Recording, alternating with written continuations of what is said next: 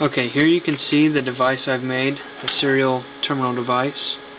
Right now I have it connected to an XP machine and a Linux machine over here. I am using the XP machine to have a larger screen in the terminal, and I'm controlling the Linux machine with this little device here. You can see it has an LCD screen, an AVR board, and a keyboard. Forgive the lighting in here, it's really bad. Okay, so what I'm going to do is I will show you how the Linux machine boots up into the terminal. This is the Windows machine, just to show that, to have more character space here. However, you can also watch it on the LCD.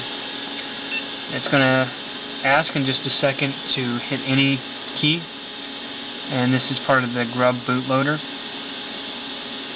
on the Linux machine.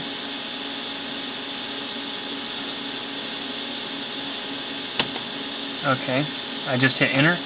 Now you'll be able to see basically all the boot information. I'm using Linux Mint on the Linux machine. It's based off Ubuntu, and they're configured about the same. So I had to make a few modifications in order to use the Linux machine here. You can see here, this is everything that it loaded, and it's all nice and pretty and formatted great. And on the little tiny LCD screen, you can still see about what's going on. Right now, if I hit enter, it'll ask me to log in. So let me log in.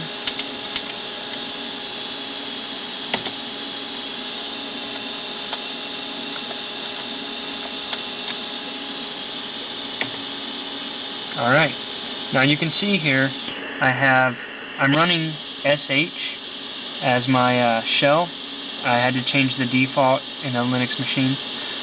But here you can see I have a couple of lines shown on the bottom, and then the actual console input on top.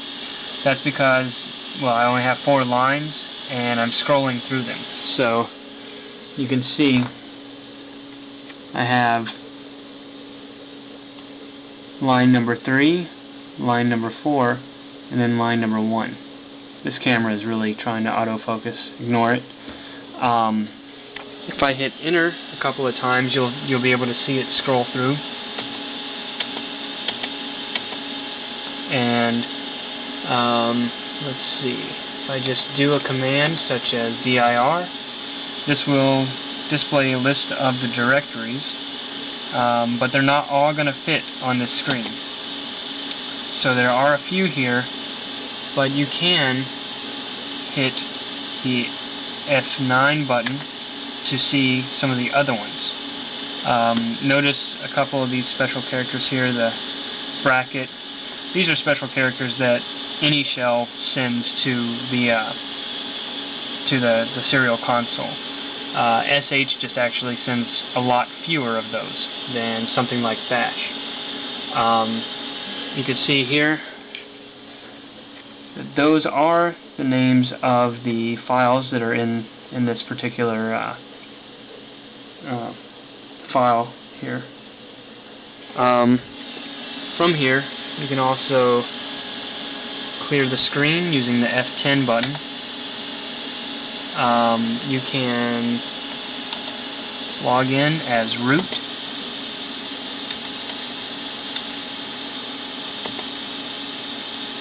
And log right back out as root. You can do other things as root, of course, but it's just kind of hard to display it on the LCD screen. Now, if you notice here, let me switch through the KVM switch. I'm running Linux Mint on the computer, and if I do something such as shut down the computer, you can see that all of that information is displayed on the LCD screen as well. Now let's wait for the power off. And it says power down. And that's